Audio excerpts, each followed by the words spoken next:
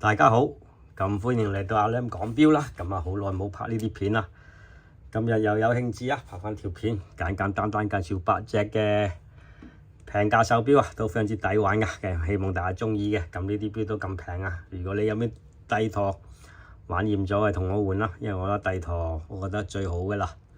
好啦，咁當然我都有啲雕陀賣緊嘅，唔緊要，可以閒置手錶交換下都冇問題嘅，平有平玩啦。記得訂閱頻道嘅，咁下面留言支持下嘅。首先介紹第一隻啦，昆侖嘅，咁啊 Colomb 嘅 Vintage，咁呢啲就80年代嘅，係啦，咁就銀白色嘅布紋面啊，非常之靚啊，狀態非常之好啊。簡單嘅兩針啊，咁啊日曆3點位啊，咁啊其他仲有好長嘅條字，簡潔得嚟，非常之高檔啦。舊款嘅昆侖嘅 logo 啊，咁啊 Colomb 啦，咁啊一個就叫做拋光打磨嘅。錶殼嘅，咁啊當然佢就方形嘅，30×31咁上下啦，都非常之vintage 嘅感覺啦。咁啊當然啦，呢個日曆啊，仲有6點位嘅，咁啊都有個日曆都非常之唔錯。咁啊 automatic 嘅潦草嘅 automatic 字啊，喺6點位上面嘅。咁啊呢個就當然冇鎖把，昆侖嘥咗個框啦。物體設計啊，原來呢個係帆船杯啦，帆船賽嘅紀念版嚟嘅。代用嘅錶帶，咁啊原裝昆侖嗰個接扣啦，咁呢啲有啲鎖匙嘅個 logo 嚟嘅，咁啊上手先，非常之靚啊！無論收藏、自用啦，或者係得閒戴下欣賞下，絕對一流嘅簡單錶一隻冇黑冇淨啊！咁多年嘅手錶都收藏得咁靚，8500蚊，係啦，咁你可以研究下啦。下一隻Hermes嘅。AR 4.810啊，咁就一個咖啡色嘅錶面，咁個錶面其實朱古力色啊，非常之靚啊，Hermes嘅特有設計啦。阿拉伯數目字啊，1至12嘅，咁阿拉伯數目字其實個個都跟住走嘅，有啲就斜咗，好似打咗風嘅。咁呢度亦都係設計上嘅美學啊，咁啊日曆啊，做咗喺呢個就6點位嘅，咁啊當然佢經典嘅兩針啦，係啦，咁啊自動錶嚟嘅 automatic 41mm 錶徑。見到 Hermes 呢個字啊 ，Paris 嘅，咁呢個錶我覺得特色在個錶耳啊，個錶耳做到好靚啊，你見上下都唔同嘅，呢個錶耳上面就突咗出嚟嘅，亦都係好似咁樣斜落去，下面就食咗入去嘅，好似就跟住走啦，下面其實冇錶耳嘅，咁啊物底設計後面有個 Hermes 嘅 logo， 咁就5粒螺絲固定佢，一條就呢個錶帶啊代用，應該代用嘅，係啦，咁狀態都好靚，一個就 H 字嘥咗個框啦。原裝嘅接扣啊，呢個接扣都係 Hermes 嘅，非常之抵玩啦，自動錶嚟嘅，係啦，11000蚊，首先嗱，你話抵唔抵玩你自己諗啦。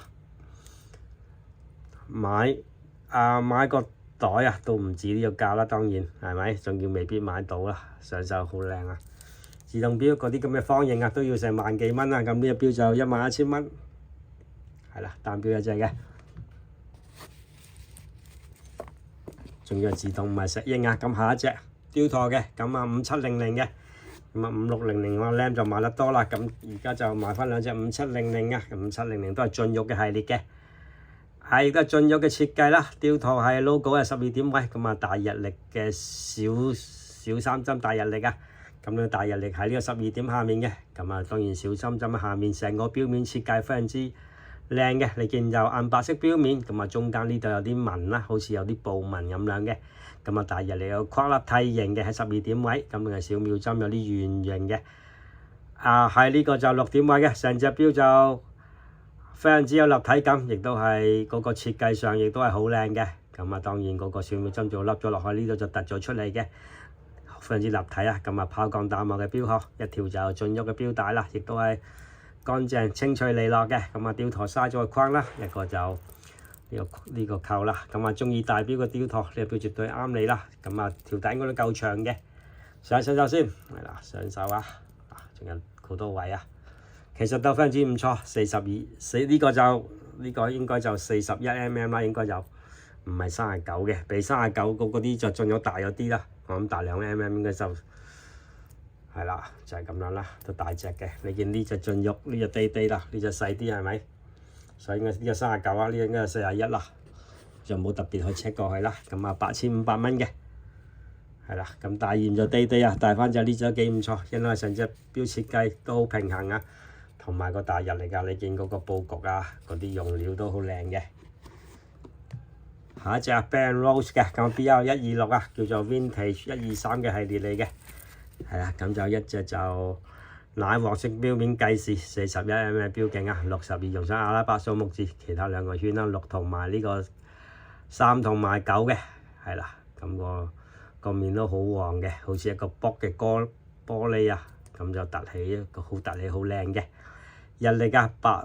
底黑字咁啊，4至5點位係啦，計時用黑色嘅針塵封嘅標面，設計上係同 Bang & Olufsen 少少反傳統，因為佢又做咗圓形嘅一個蘑菇嘅的啊，咁呢啲標其實都好多年啦，不過可能賣唔出啦，所以而家出翻嚟啦，一個好靚三格帶，咁呢條帶設計上好靚啊，你見到個好實淨好靚嘅，同埋嗰啲螺絲啊都係好靚嘅，咁啊物底設計啦。係啦，40mm標徑，咁啊蘑菇的啦，呢個扣亦都好靚嘅，一個就 Bang & Olufsen 個 logo 喺度嘅，咁樣拍住佢，咁啊有證書嘅，配上鋼帶啦，係啦，咁條帶應該都係咁多，應該都夠長㗎啦，一般都夠長啦，上手其實非常之唔錯嘅，都係一個特色手錶嚟嘅，咁你定價應該都唔平，2萬幾3萬蚊，而家就有證書13000蚊嘅，歡迎就換下錶啦，咁平嘅錶都可以換啦，去邊度揾啊係咪？都唔知點樣換法，不過唔緊要嘅。下一隻望邦嘅 Time Walker，咁望邦嘛，小弟都最近都係中意買下嘅。7070啊，個參考編號就7070，一個黑色標面，咁啊經典嘅大三針啊，冇日曆嘅24681012啦，係啦，咁啊 automatic 望邦嘅字，一個望邦嘥咗框啦，萬寶龍嘅 logo，咁呢度亦都有嘅。